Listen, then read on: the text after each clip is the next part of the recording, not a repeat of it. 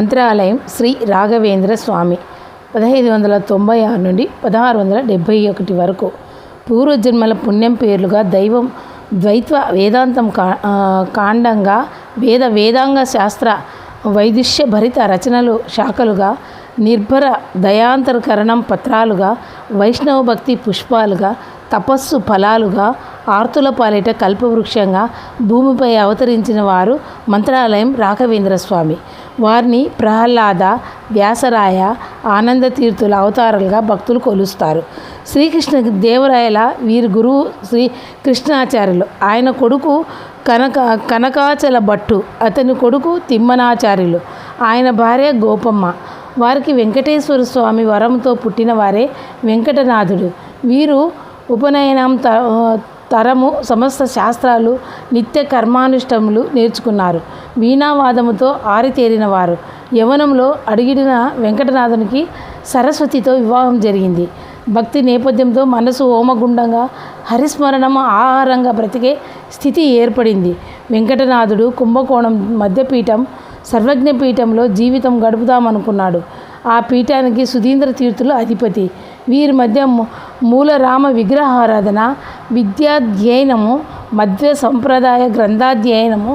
సుధీంద్ర తీర్థుల వద్ద అధ్యయనము చేసిన న్యాయసుధపై పరిమళ వ్యాఖ్యానం రాసి పరిమళాచార్యులు అని అనిపించుకున్నారు. శ్రీ రామచంద్రుడు సుధీంద్ర తీర్థులకు స్వప్న దర్శనమిచ్చి వెంకటాచార్యులు కర్తవ్యం బోధించినారు. వెంకటనాథునికి గురువులు ద్వైతమత సంరక్షణ భారం శ్రీ మూల రామ పూజ బాధ్యత వహించుట కొరకు సుధీంద్ర తీర్థులు వెంకటనాథునికి సన్యాస దీక్ష, శ్రీ రాఘవేంద్ర తీర్థులనే ఆశ్రమ నామం, శ్రీ మూల రామ విగ్రహాలు, రాజలాంఛనాలు, పీఠం సర్వస్వం ప్రసాదించి సుధీంద్ర తీర్థులు హంపికి తరలిపోయినారు. పీఠాధిపత్యం స్వీకరించిన తర్వాత రాఘవేంద్రుడు ధర్మాచ ప్రకారం గ్రంథరచనం, తీర్థయాత్రలు ముమ్మరంగా కొనసాగించారు. ఈ విజయయాత్రలో శ్రీ రాఘవేంద్ర స్వామివారు కొన్ని అద్భుతాలు ప్రదర్శించినారు. స్వామివారి చేత మృత్తిక శాటికలు చాలా మహిమలు గలవి.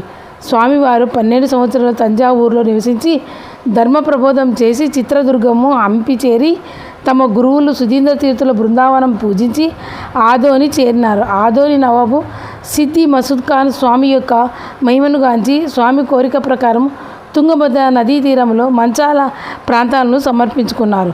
స్వామివారు అక్కడ ఆశ్రమం నిర్మించుకొని శ్రీ మూలరామ పూజ చేస్తూ ధర్మ ప్రబోధం చేయసాగారు. కేరళ నుండి 3 జ్యోతిషులు స్వామివారి జాతకాలు రాసి ఆయుష్యం కొరకు 75, మరొకరు 300, ఇంకొకరు 700 సంవత్సరాలు నిర్ణయించినారు.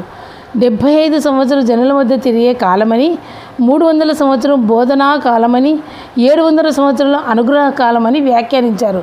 శ్రీ మూల రామ పూజ, వేద పూజ, తుంగభద్ర గలగలలు, హరినామ సంకీర్తనం, పారాయణుల నేపథ్యంగా శ్రీ రాఘవేంద్ర యతి సార్వభౌములు బృందావనంలో ప్రవేశించారు.